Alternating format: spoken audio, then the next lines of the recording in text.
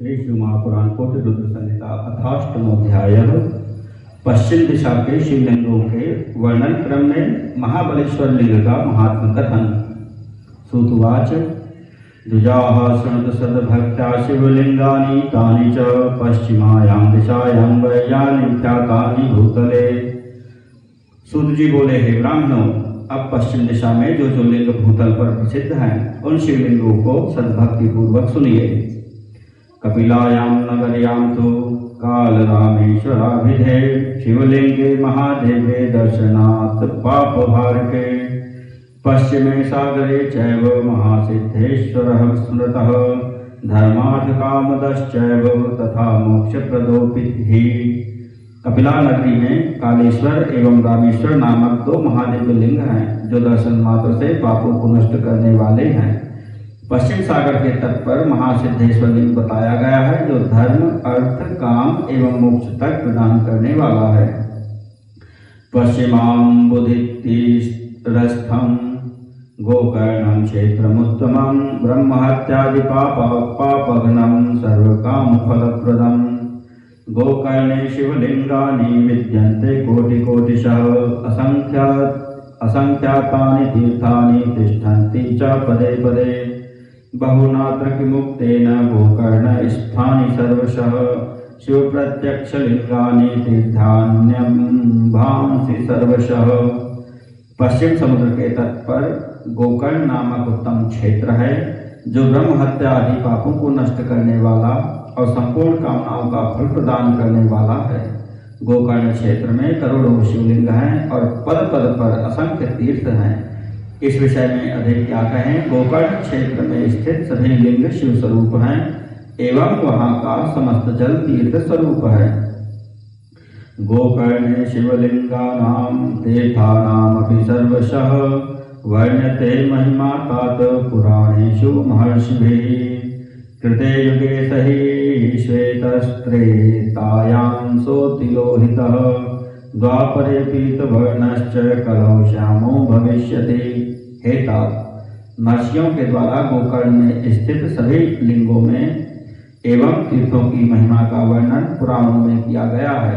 गोकर्ण क्षेत्र में स्थित महाबलेश्वर शिवलिंग कृतयुग में श्वेत वर्ण, त्रेता में अतीव लोहित वर्ण, द्वापर में पीत वर्ण तथा कलयुग में श्याम वर्ण का हो जाता है।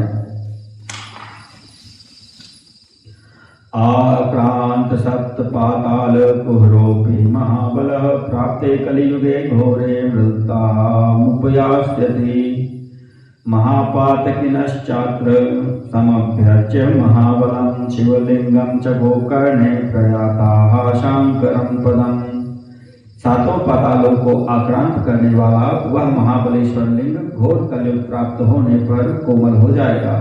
महापाप करने वाले लोग भी यहाँ गोकर्ण क्षेत्र में विराजमान महाबलेश्वर लिंग की पूजा कर शिवपद को प्राप्त हुए हैं।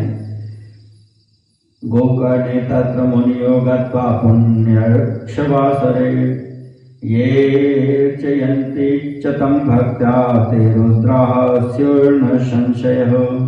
हे मुनिगण, जो लोग गोकर्ण क्षेत्र में जाकर उत्तम नक्षत्र युक्त दिन में भक्ति पूर्वक उनकी पूजा करते हैं वे साक्षात शिव स्वरूप ही हैं, इसमें संदेह नहीं है।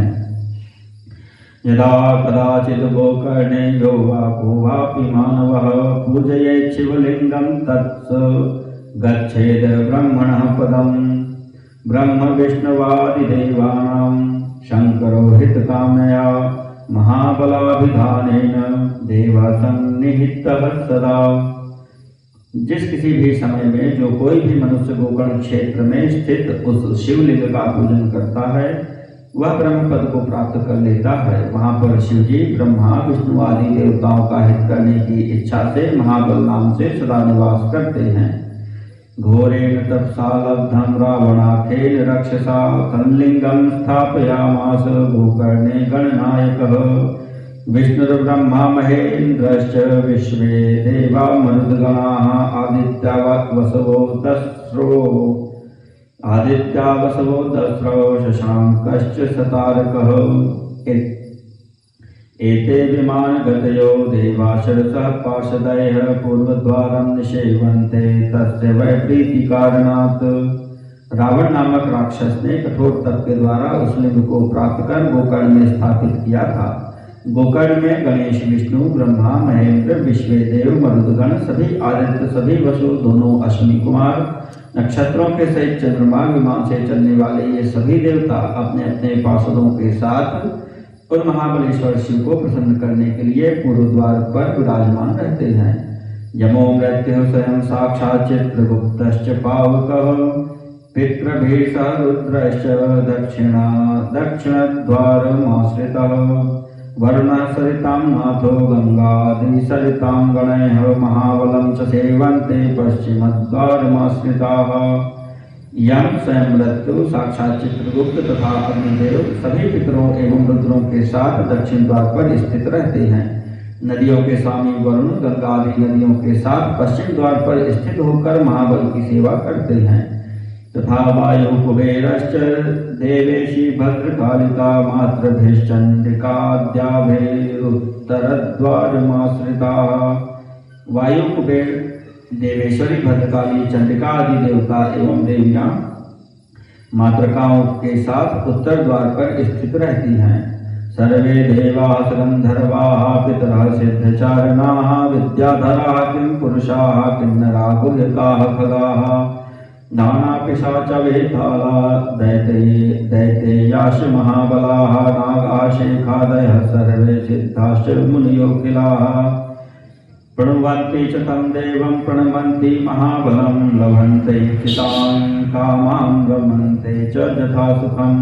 सभी देवता गंधर्व, पितर, सिद्ध, चारण, विद्याधर, किमपुरुष, किन्नर, गुह्यक, खग, नानाविध पिशाच, वेताल, महाबली दैत्य, शेष आदि नाग सभी सिद्ध एवं मुनिगण उन महाबलेश्वर देव का स्तमन करते हैं और उनसे इच्छित मनोरथों को प्राप्त कर सुखपूर्वक गमन करते हैं।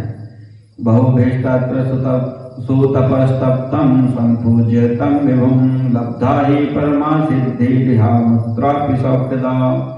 गोकर्णे शिवलिंगं तु मोक्षद्वारोदाहतः महाबलाभिधानोऽसौ पूजितः संस्तुतो द्विजाः। वहाँ बहुत से लोगों ने घोर तप किया और उन प्रभु की पूजा कर इस लोक तथा परलोक में सभी सुख देने वाली सिद्धि प्राप्त की है। हे द्विजो, गोकर्ण क्षेत्र में स्थित यह महाबलेश्वर नामक शिवलिंग भली भांति पूजा तथा स्तमन किए जाने पर साक्षात मोक्ष द्वार ही है, ऐसा कहा गया है। माघादित्य चतुर्दश्यां महाबल समर्चनम विमुक्तिदं विशेषेण सर्वेषां पापिनामपि।